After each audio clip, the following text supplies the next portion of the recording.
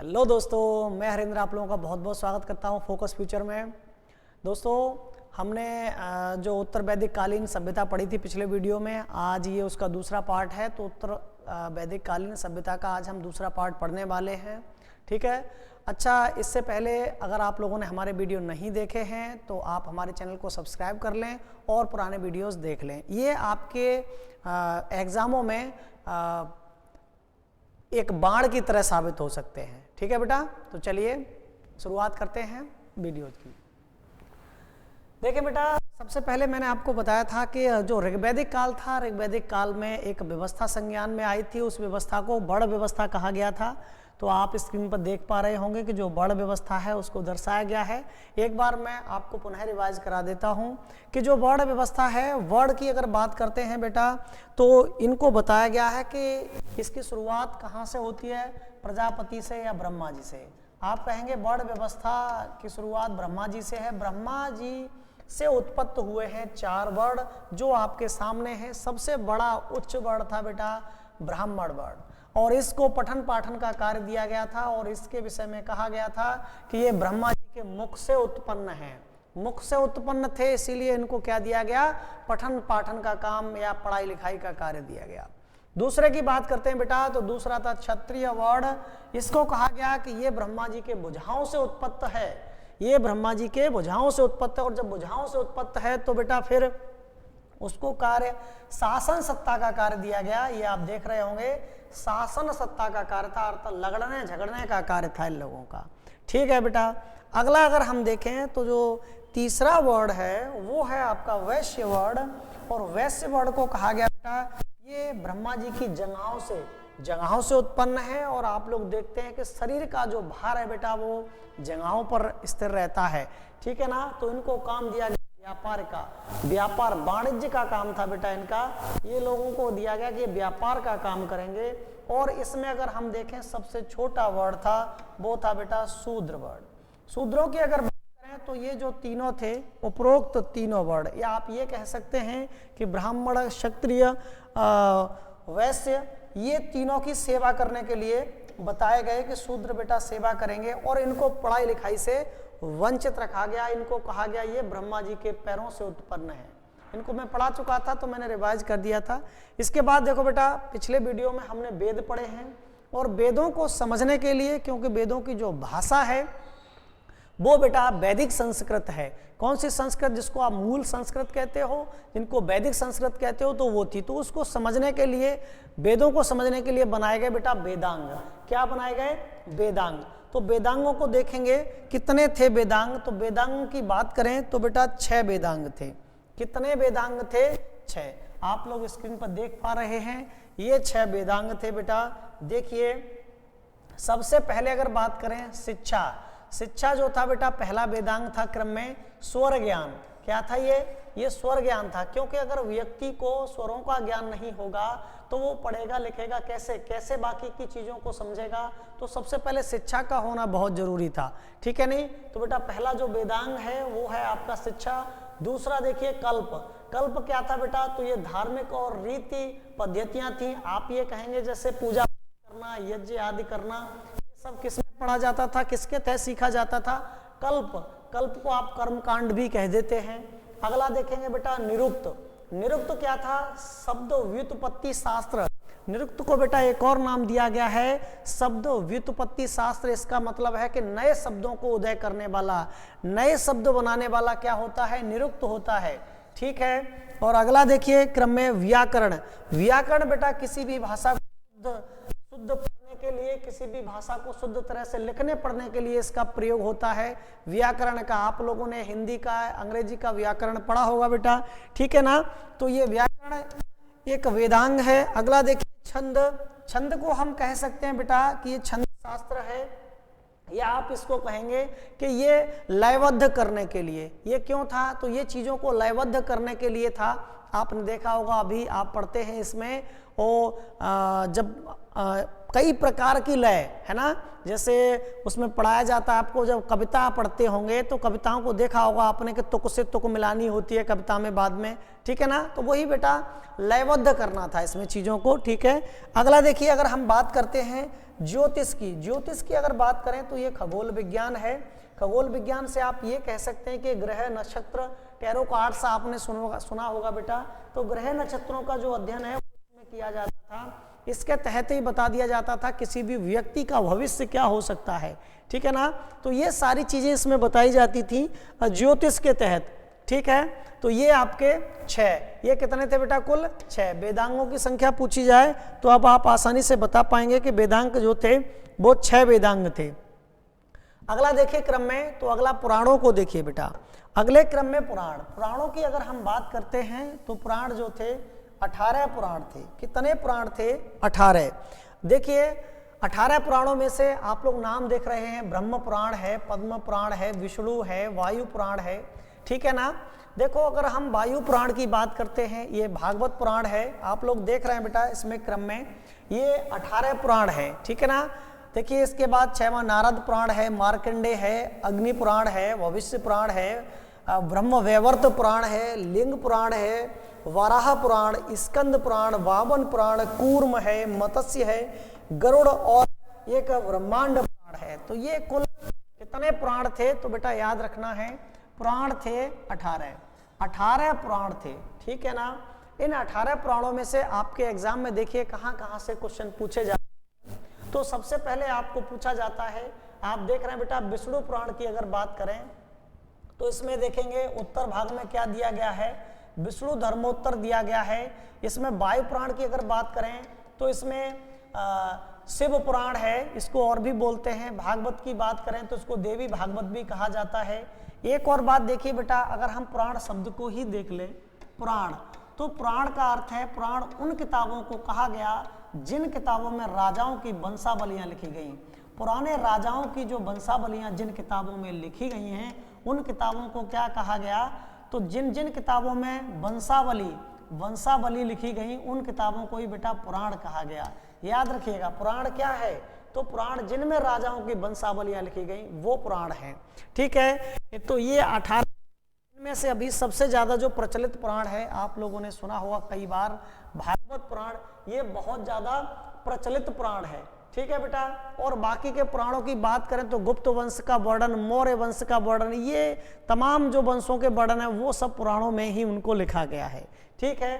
अगला देखिए, इन 18 पुराणों के अलावा बेटा आप देखते हैं कि जो उपनिषद हैं, उपनिषद उनकी संख्या कितनी है या क्या है उपनिषद? तो उपनिषदों को देखिए बेटा, उपनिषदों की बात करें तो उपनिषद हैं आपके 108। कितने उपनिषद हैं?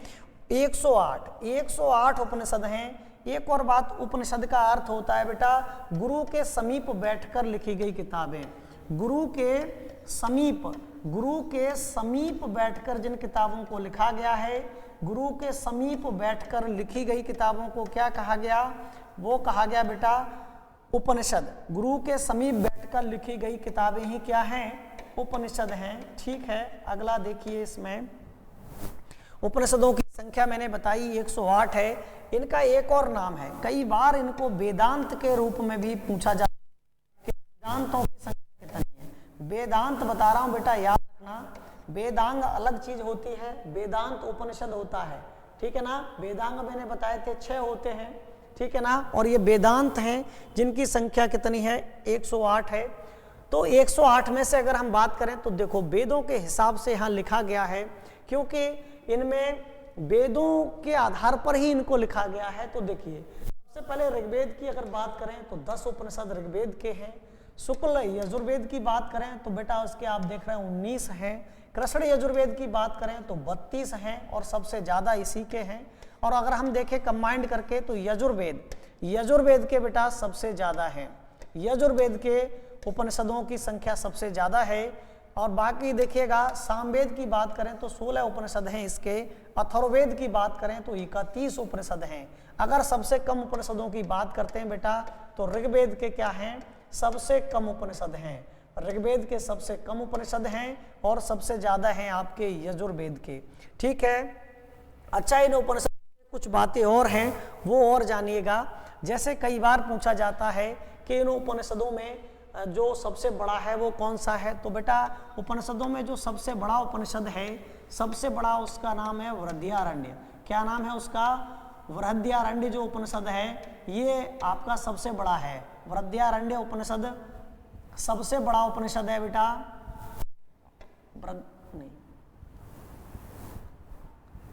ये है बेटा वृहद्यारण्य। तो वृहद्यारण्य जो उपनिषद है, ठीक है नहीं, वृहद्यारण्य जो उपनिषद है, यह रह गया फिर भी। वृहद्यारण्य उपनिषद है बेटा, ये सबसे बड़ा है। सबसे छोटे की अगर बात करते हैं तो मांडुक्य, क्या है इसमें सबसे छोटा? मांडुक्य उपनिषद सबसे छोटा है। और एक इसका बहुत प्रचलित उपनिषद है बेटा, वो है मुंडक। सुना होगा आप लोगों ने इसके विषय में, जो मुंडक उपनिषद है, जिसको आप बोलते होंगे मुंडकोपनिषद, क्योंकि वो इन दोनों को मिलाने से बनता है। तो मुंडक जो उपनिषद है ये बेटा, इससे आपका राष्ट्रीय वाक्य लिया गया है। क्या लिया गया है? राष्ट्रीय वाक्य। तो आप लोग जानते हैं बेटा, जो राष्ट्रीय वाक्य है, भारत का राष्ट्रीय वाक्य क्या है? भारत का वर्तमान में जो राष्ट्रीय वाक्य है तो वो क्या है? तो हमारा राष्ट्रीय वाक्य है बेटा सत्यमेव जयते। क्या है? वो है आपका सत्यमेव जयते, सत्यमेव जयते, ये राष्ट्रीय वाक्य है। इसके बाद अगर बात करते हैं राष्ट्रीय नारा, बेटा एक और याद रखना, राष्ट्रीय नारा में और राष्ट्रीय वाक्य में अंतर है, दोनों अलग अलग है। राष्ट्रीय नारा अगर कभी पूछा जाए तो आप बताना बेटा, वो है आपका श्रमेव जयते। श्रमेव जयते, ये है आपका राष्ट्रीय नारा, श्रमेव जयते, ठीक है ना। तो ये आपके प्रश्न जो बन जाते हैं बेटा, वो उपनिषदों से पूछ लिए जाते हैं। आगे देखते हैं तो देखिए अगला देखिए क्रम में, इन उपनिषदों के अलावा अगर हम बात करते हैं तो बेटा स्मृतियाँ, अगला जो हम बात करते हैं स्मृतियाँ, तो कई एक स्मृतियाँ हैं, इनमें से 4-5 ही ऐसी स्मृतियाँ हैं जो बेटा बहुत ज़्यादा प्रचलित हैं। और सबसे ज़्यादा प्रचलित की बात करें आपके एग्जाम में, जिससे कई बार प्रश्न पूछा जाता है, क्वेश्चन बनता है, वो है बेटा मनुस्मृति। कौन सी स्मृति है? वो स्मृति है आपकी मनुस्मृति। तो ये सबसे ज़्यादा स्मृतियों में महत्वपूर्ण है।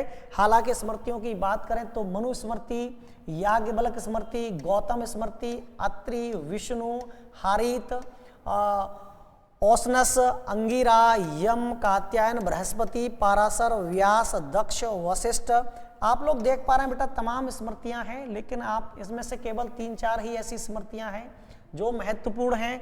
और अगर हम बात करें इसमें मनुस्मृति की, तो सबसे ज़्यादा प्रचलित मनुस्मृति है। वर्तमान में हमारे जीवन का जो आधार है, हम जो अपने जीवन में क्रियाकलाप अपनाते हैं बेटे, वो किसके आधार पे हैं? वो सब मनुस्मृति के आधार पे हैं। तो हम ये कह सकते हैं कि वर्तमान जीवन का आधार यही है। वर्तमान जीवन का आधार मानी जाने वाली यह है बेटा आपकी मनुस्मृति, वर्तमान जीवन का आधार है। वर्तमान जीवन का आधार क्या है बेटा? तो ये मनुस्मृति है, याद रखिएगा इसको। अगला देखिए बेटा, इन स्मृतियों के अलावा अगर हम आगे चलते हैं तो अगला है आपका महाकाव्य। अगला क्या है? तो अगला है महाकाव्य। महाकाव्यों की अगर बात करें तो आप लोग देखेंगे 2 हमारे महाकाव्य हैं, जिनमें एक है आपका रामायण और दूसरा है महाभारत। महाकाव्यों की बात करें बेटा तो रामायण और महाभारत 2 महाकाव्य हैं। और इनमें अगर आप देखेंगे रामायण महाभारत में, तो सबसे पहले देखो रामायण महाभारत में महाकाव्यों की बात करें तो बेटा मैं इधर लिख देता हूं, आप यहां से समझना। देखिए महाकाव्यों की बात करें तो महाकाव्य कितने हैं? 2 महाकाव्य हैं, 2 महाकाव्य बेटा, ठीक है ना।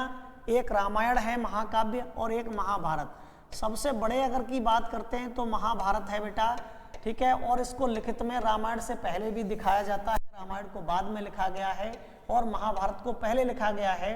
पर इनकी कथा कहानी को देखें तो रामायण में बेटा ज़्यादा पहले की कथाएं मिलती हैं, ठीक है ना। ये कहा जाता है रामायण के विषय में कि इसको राम के जन्म से पहले लिखा गया है, ठीक है।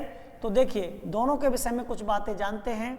विश्व का सबसे बड़ा काव्य महाभारत है, जिसके अन्य नाम बेटा जय संहिता और सहस्रादि संहिता भी है। इसको जय संहिता कहा जाता है, इसका दूसरा नाम सहस्रादि संहिता है। सहस्रादि संहिता, सहस्रादि का अर्थ होता है 1 लाख से ज़्यादा। सहस्रादि संहिता क्योंकि इसमें श्लोकों की जो संख्या है वो 1 लाख से अधिक है वर्तमान में, इसीलिए इसको सहस्रादि संहिता, 1 लाख को संस्कृत में सहस्रादि कहा जाता है, ठीक है ना। तो याद रखना है महाभारत जय संहिता, सहस्रादि संहिता के नाम से भी जाना जाता है। और अगर हम इसकी बात करें तो इसमें जो पर्वों की संख्या है, ठीक है बेटा, वो आगे आप देखेंगे लिखा हुआ है स्लाइड में, मैंने उन पर्वों को लिख दिया है, ठीक है। 18 है, कितनी है? 18 है पर्वों की कुल संख्या, आगे आप पढ़ेंगे। इसके लेखक की अगर बात करते हैं तो वेद व्यास जी ने लिखा है इसको।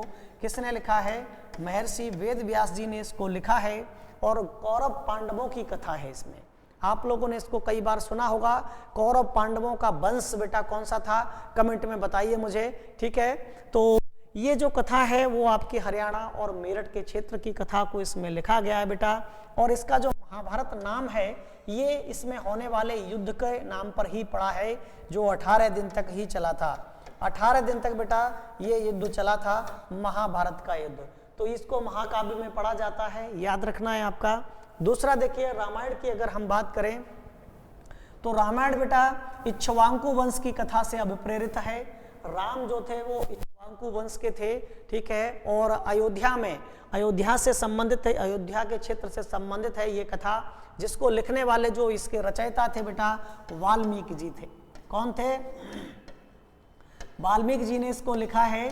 और मैं आपको बता देता हूं कि वाल्मीकि जी विठूर कानपुर के निवासी थे। विठूर कानपुर के क्षेत्र में इनकी कुटिया है, आश्रम है इनका अभी भी बेटा, ठीक है ना। एक बात और जान लीजिएगा कि जब इनको ज्ञान की प्राप्ति नहीं हुई थी उससे पहले बेटा वाल्मीकि जी एक डाकू थे जिनका नाम था डाकू रत्नाकर। बाद में ज्ञान की प्राप्ति के बाद ये वाल्मीकि के नाम से प्रसिद्ध हुए थे। और वाल्मीकि ने इसको आप कहेंगे वैदिक संस्कृत में लिखा है, मूल संस्कृत में लिखा है। तो संस्कृत का जो रामायण है वो आपका मूल संस्कृत में वाल्मीकि द्वारा रचित है। इसके बाद अगर हम बात करें तो कालांतर में समय के साथ साथ इसमें अवधि में इसको लिखा गया। और अवधि में इसको जो लिखने वाले हैं वो तुलसीदास जी हैं। तो अवधि जो रामायण है जिसको बोलते हैं बेटा रामचरितमानस, उसको तुलसीदास जी ने लिखा है। किसने लिखा है? तुलसीदास जी ने। और मैं आपको एक बात और बता देता हूं कि इंडिया में बहुत प्रकार की रामायणें प्रचलित हैं, जिनमें से एग्जाम की दृष्टि से एक तो ये जरूरी है बेटा, और दूसरी जो जरूरी है वो है आपकी ये अवधि रामायण। अवधि रामायण भी जरूरी है बेटा। अवधि रामायण इसको तुलसीदास जी ने लिखा है, बता चुका हूं अभी आपको, तुलसीदास जी ने लिखा है इसको। और एक और रामायण है जिसको दक्षिण भारत की रामायण कहा जाता है, दक्षिणी रामायण। तो जो दक्षिणी रामायण है उसको लिखा है ऋषि कंबन द्वारा, ऋषि कंबन ने उसको लिखा है। तो 3 रामायणों से ज्यादातर क्वेश्चन बनते हैं, ठीक है ना। अगला देखिए, अगले अगर हम बात करते हैं इनके अभी वर्तमान श्लोकों को देख लें तो देखो बेटा प्रारंभ में महाभारत में 24,000 थे। श्लोकों को अगर हम देखें तो इसमें 24,000 थे, जिनकी संख्या वर्तमान में 1 लाख से ज्यादा है। वर्तमान में 1 लाख से ज्यादा है। वहीं पे अगर रामायण के श्लोकों की बात करते हैं तो रामायण में बेटा 6600 श्लोक हुआ करते थे। कितने थे? 6600 श्लोक, जिनको बढ़ाकर कितना कर दिया गया है वर्तमान में देखें तो बेटा वर्तमान में इसमें 24,000 श्लोक हैं, ठीक है ना। तो आप देख पा रहे हैं ये इसके श्लोक थे। और अगला हमने देखा था कि रामायण के जो कांड हैं, रामायण में जो कांडों का वर्णन है बेटा वो देखिएगा, रामायण में 7 कांडों का वर्णन है जो आपके सामने लिखा हुआ है। आप देखेंगे ये जो वर्णन है वो आपके सामने लिखा हुआ है। 7 कांडों का वर्णन देखिए किस तरह से थे। बालकांड, अयोध्या कांड, अरण्य कांड, किष्किंधा, सुंदर कांड है ये बेटा, युद्ध कांड है और उत्तर कांड है। ये सभी क्रमबद्ध हैं, ये सब बेटा क्रमबद्ध हैं। तो आप देख पा रहे हैं सबसे बड़ा कांड बहुत बार आपको एग्जाम में पूछा गया है, सबसे बड़ा कांड। तो बेटा सबसे बड़ा कांड कौन सा है? सबसे बड़ा कांड, सबसे बड़े कांड की बात करें तो बाल कांड ही सबसे बड़ा है। और अगर हम बात करते हैं सबसे छोटा कांड तो बेटा किष्किंधा कांड, ये क्या है? इनमें सबसे छोटा है। सबसे छोटा कांड कौन सा है? तो किष्किंधा कांड सबसे छोटा कांड है, ठीक है ना। सबसे बाद वाला पूछा जाए तो उत्तर कांड है। और इसका विषय क्या है? तो कुश और लव, कुश और लव की जो कथा का वर्णन है वो उत्तर कांड में दिया गया है बेटा, ठीक है ना। बड़ा कांड है, बाल कांड से समझ पा रहे होंगे।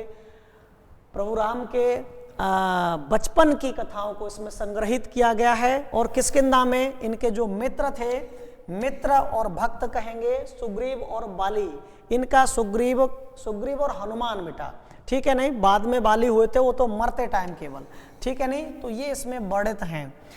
अगला देखिए, हाँ एक और बात बेटा, अगर जो रामायण के कभी कभी पूछ लेता है प्रश्न के जो युद्ध चला है तो याद रखना लगभग 2.5 मंथ तक चला था, ऐसा नहीं कि रेगुलर है, बीच बीच में रुका भी है, तो लगभग 75 दिन तक इसमें युद्ध का वर्णन है कि जब श्री राम यहाँ से सेना लेके पहुंच जाते हैं लंका, ठीक है नहीं, तब वहाँ युद्ध होता है, तो वो युद्ध का वर्णन बताया मैंने आपको।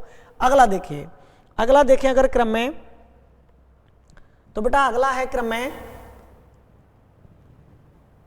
हाँ तो अगला है बेटा क्रम में, ये आप देख पा रहे होंगे महाभारत के जिन पर्वों की मैं बात कर रहा था वो आपके सामने लिखे हुए हैं। महाभारत के मैं जिन पर्वों की बात कर रहा था वो आपके सामने हैं, ठीक है नहीं, और ये 18 पर्व हैं, ये याद रखना, जिसमें पर्व आप देख पा रहे हैं पर्वों की जो संख्या है वो 18 है, ये कुल 18 पर्व हैं और इसका युद्ध भी 18 दिन ही चला है, 18 दिन युद्ध चला है इसका।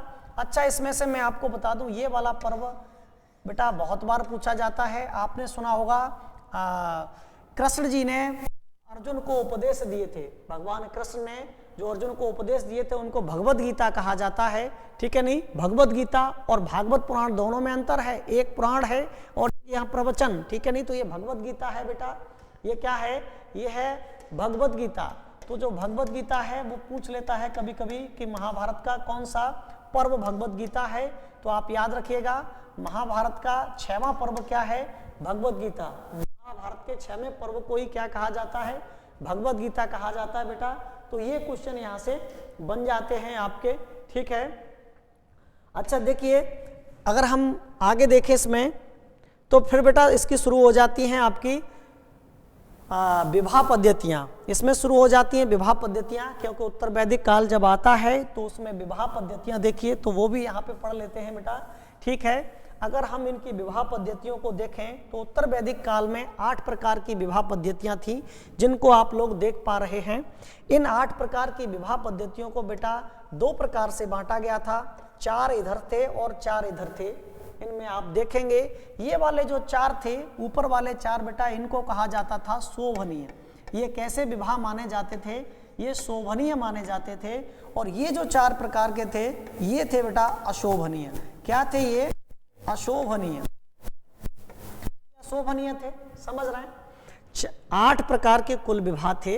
ये कुल कितने प्रकार के हैं, 8 प्रकार के। इनको 4 को बांटा गया बेटा शोभनीय में और 4 को अशोभनीय कहा गया। इनमें से देखिए क्या थे, ये ब्रह्म विवाह की बात करें तो सबसे अच्छा विवाह था। इसमें पिता अपनी पुत्री के लिए योग्य वर चुनता था। पिता क्या करता था बेटा, पुत्री के लिए योग्य वर चुनता था, ठीक है। तो सबसे अच्छा विवाह माना जाता था। वर्तमान में इसी विवाह को बेटा पुत्री के लिए योग्य वर, ये आप लिख सकते हैं यहाँ पे, ठीक है नहीं, ये पुत्री के लिए योग्य वर चुनता था, पुत्री के लिए योग्य वर, ठीक है ना। तो बेटा इसको अगर हम बात करते हैं तो ये वर्तमान में अरेंज मैरिज है, सबसे अच्छा विवाह माना जाता था ये, ठीक है, उत्तर वैदिक काल से ही। तो अरेंज मैरिज है ये वर्तमान में। और इसके बाद अगर बात करें देव विवाह, देव विवाह होता था बेटा, इसमें आप कहेंगे कि किसी परिवार में पहले आप लोग देखते थे उत्तर वैदिक काल में यज्ञ पद्धतियां थी, यज्ञ होते थे, तो यज्ञ करने का काम पुरोहित करते थे, जो विशेष तौर पे अगर हम देखें तो ब्राह्मण वर्ग से थे। तो बेटा जो यज्ञ करने वाले ब्राह्मण के साथ अगर विवाह कर दिया जाता था बेटा, ठीक है नहीं, यज्ञ करने वाले ब्राह्मण के साथ अगर विवाह कर दिया जाता था पुत्री का, तो उसको क्या बोलते थे, उसको बोलते थे देव विवाह, ठीक है ना। अगला देखिए बात करते हैं आर्ष विवाह की। आर्ष विवाह की अगर बात करें तो आर्ष विवाह में जो वर पक्ष होता था, वर पक्ष क्या करता था बेटा, या वर द्वारा वधू के पिता को, ठीक है नहीं, एक जोड़ी बैल दिए जाते थे। वर द्वारा जो वधू का पिता होता था, लड़की के पिता को एक जोड़ी बैल, लड़की के पिता को बेटा, लड़की के पिता को एक जोड़ी बैल दिए जाते थे। इसमें एक जोड़ी बैल, ठीक है, याद रखना, लड़की के पिता को दिए जाते थे। उस विवाह को क्या बोलते थे बेटा, आर्ष, आर्ष विवाह बोलते थे उसको। और जो विवाह बिना लेन देन के होता था, जो विवाह बेटा बिना लेन देन, इसमें कोई लेन देन नहीं था, वो विवाह कौन सा था, प्रजापत्य विवाह। तो प्रजापत्य विवाह में बेटे कोई भी लेन देन नहीं होता था, ठीक है। अगला देखिए, यानी अगला देखिए बेटा, आजकल जिसका प्रचलन बढ़ता जा रहा है गंधर्व विवाह। कौन सा है ये? गंधर्व विवाह है बेटा। गंधर्व विवाह आप लोग जानते हैं, ये दोनों की मर्जी से जो होता था, इसको वर्तमान में लव मैरिज बोलते हैं। ठीक है, ये जो आजकल का लव मैरिज है वो गंधर्व विवाह है। ठीक है, नहीं आप देखेंगे इसको अशोभनीय श्रेणी में रखा गया है। अगला देखिए बेटा, अगला था असुर। अब असुर विवाह क्या था? नाम से ही लग रहा है, असुर, राक्षस, पैशाच। ठीक है, नहीं तो आप देखेंगे असुर विवाह में बेटा लड़की को खरीद कर विवाह किया जाता था, किसी कन्या को खरीद कर। इसमें आप देखेंगे कन्या को खरीद कर जो विवाह किया जाता था वो क्या कहलाता था? कन्या को खरीद कर जो विवाह किया जाता था उसको बोलते थे असुर विवाह। ठीक है बेटा, और अगर हम इसके बाद करें, दूसरा जो था राक्षस विवाह, वो बेटा लड़की की बिना मर्जी के कर लिया जाता था। ठीक है, नहीं लड़की की बिना मर्जी से जबरदस्ती जो विवाह कर लिया जाता था, जबरदस्ती ताकत के बल पे, वो राक्षस विवाह था। ठीक है, और जो आप पिशाच विवाह की बात करेंगे तो ये सबसे निम्न श्रेणी का था बेटा। ये जो विवाह था आप कह सकते हैं कि कोई बदहवास महिला, कोई भी बदहवास महिला होती थी तो उसके साथ सहवास करके ये विवाह किया जाता था। बदहवास में आप पागल कह सकते हैं। ठीक है, नहीं तो ऐसे जो व्यक्ति होते थे जिनको बिल्कुल चेतन ही नहीं है, वो इन चीज़ों को बिल्कुल भी समझते नहीं हैं, तो वो उनके साथ जो विवाह होता था, ठीक है नहीं, उसको पैशाच विवाह कहा जाता था। तो ये 8 प्रकार की विवाह पद्धतियां बेटा उत्तर वैदिक काल में थी, और वर्तमान में इनमें से 2 ही ज़्यादा प्रचलित हैं जो मैंने आपको बता दी। ठीक है, तो बाकी का इसमें बेटा ये जो यज्ञ प्रणालियाँ थी, ठीक है नहीं, वो हम अगले वीडियो में पढ़ेंगे। बाकी का इसमें जो यज्ञ प्रणालियाँ थी वो उनको हम अगले वीडियो में पढ़ेंगे बेटे। ठीक है नहीं, तो उम्मीद करता हूँ कि आप लोगों को क्लास पसंद आ रही होंगी। ठीक है, आप लोग अपना सहयोग इसी तरह बनाए रखें बेटा। वीडियो देखने के लिए आप लोगों का बहुत बहुत धन्यवाद।